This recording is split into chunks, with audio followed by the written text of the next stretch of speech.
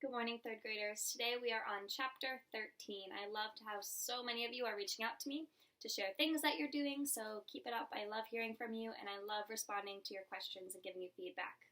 Okay, so chapter 13. Me and Winn-Dixie got into a daily routine where we would leave the trailer early in the morning and get down to Gertrude's Pets in time to hear Otis play his guitar for the animals. Sometimes, Sweetie Pie snuck in for the concert too.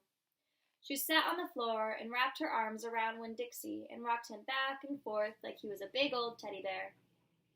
And then, when the music was over, she would walk around trying to pick out which pet she wanted. But she always gave up and went home because the only thing she really wanted was a dog like Winn-Dixie. After she was gone, I would sweep and clean up and even arrange some of Otis's shelves, because he did not have an eye for arranging things, and I did. And when I was done, Otis would write down my time in a notebook that he had marked on the outside, 1 red leather collar and 1 red leash. And the whole time, he did not in any way ever act like a criminal. After working at Gertrude's Pets, me and Winn-Dixie would go over to the Herman W. Block Memorial Library and talk to Miss Franny Block and listen to her tell us a story. But my favorite place to be that summer was in Gloria Dump's yard. And I figured it was Winn-Dixie's favorite place to be too, because when we got up to the last block before her house, Winn-Dixie would break away from my bike and start to run for all he was worth, heading for Gloria Dump's backyard and his spoonful of peanut butter. Sometimes Dunlap and Stevie Dewberry would follow me. They would holler, "There goes the preacher's daughter visiting the witch." "She's not a witch," I told them. It made me mad the way they wouldn't listen to me and kept on believing whatever they wanted to believe about Gloria Dump. One time, Stevie said to me, "My mama says you shouldn't be spending all your time cooped up in that pet shop and at the library, sitting around talking with old ladies. She says you should get out in the fresh air and play with kids your own age. That's what my mama says." "Oh, lay off her," Dunlap said to Stevie. Then he turned to me. "You don't mean it," he said. But I was already mad. I shouted at Stevie. I said, "I don't care what your mama says. She's not my mama, so she can't tell me what to do."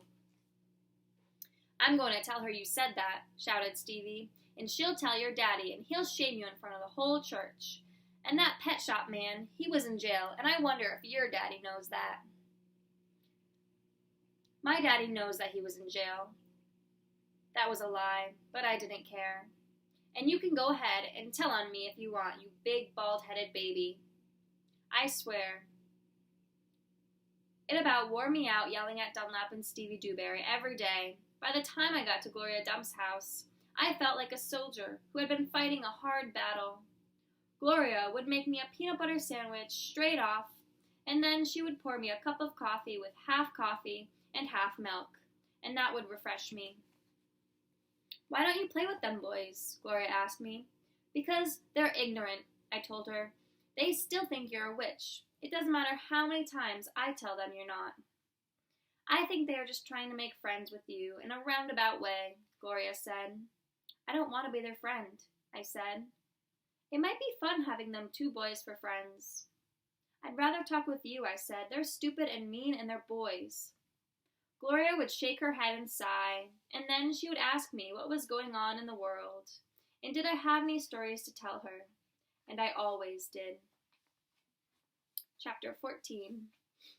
Sometimes I told Gloria the story Miss Franny Block had just told me, or I imitated Otis tapping his pointy-toed boots and playing for all the animals, and that always made her laugh.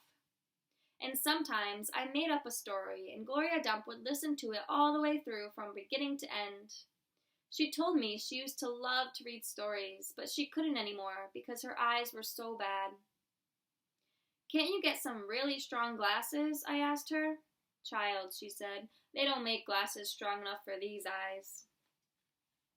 One day, when the storytelling was done, I decided to tell Gloria that Otis was a criminal. I thought maybe I should tell an adult about it, and Gloria was the best adult I knew. "Gloria," I said.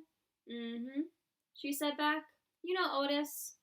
"I don't know him, but I know what you tell me about him."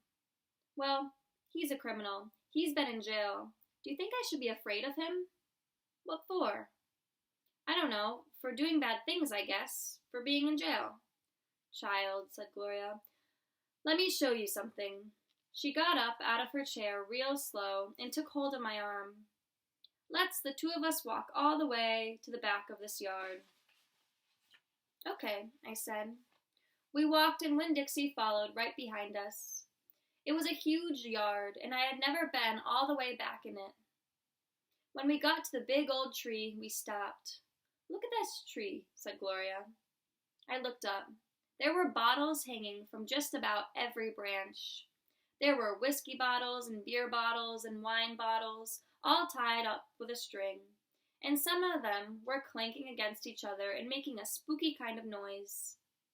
Me and Winn-Dixie stood and stared at the tree, and the hair on the top of his head rose up a little bit, and he growled deep in his throat. Gloria Dump pointed her cane at the tree. What do you think about this tree? I said, I don't know. Why are all these bottles on it? To keep the ghosts away, Gloria said. What ghosts? The ghosts of all the things I done wrong. I looked at all the bottles on the tree. You did that many things wrong? I asked her. Mm-hmm, said Gloria, more than that. But you're the nicest person I know, I told her. Don't mean I haven't done bad things, she said. There's whiskey bottles on there, I told her, and beer bottles. Child, said Gloria Dump, I know that. I'm the one who put 'em on there. I'm the one who drank 'em. My mama drank, I whispered. I know it, Gloria Dump said. The preacher says that sometimes she couldn't stop drinking. Mm-hmm, said Gloria again. That's the way it is for some folks. We get started and we can't stop. Are you one of those people? Yes, ma'am, I am. But these days, I don't drink nothing stronger than coffee. Did the whiskey and beer and wine, did they make you do the bad things that are ghosts now? Some of them, said Gloria Dump. Some of them I would have done anyway, with alcohol or without it, before I learned. Learned what? Learned what is the most important thing. What's that? I asked her. It's different for everyone, she said. You find out on your own. But in the meantime, you got to remember, you can't always judge people by the things they've done. You gotta judge them by what they are doing now. You judge Otis by the pretty music he plays and how kind he is to animals, because that's all you know about him right now, all right? Yes, ma'am, I said. And them Dewberry boys, you try not to judge them too harsh either, all right? All right, I said. All right then, said Gloria Dump. And she turned and started walking away. Winn-Dixie nudged me with his wet nose and wagged his tail. When he saw I wasn't going, he trotted after Gloria. I stayed where I was and studied the tree. I wondered if my mama, wherever she was, had a tree full of bottles. And I wondered if I was a ghost to her, the same way she sometimes seemed like a ghost to me. All right, my friends, have a good day, and I'll see you tomorrow.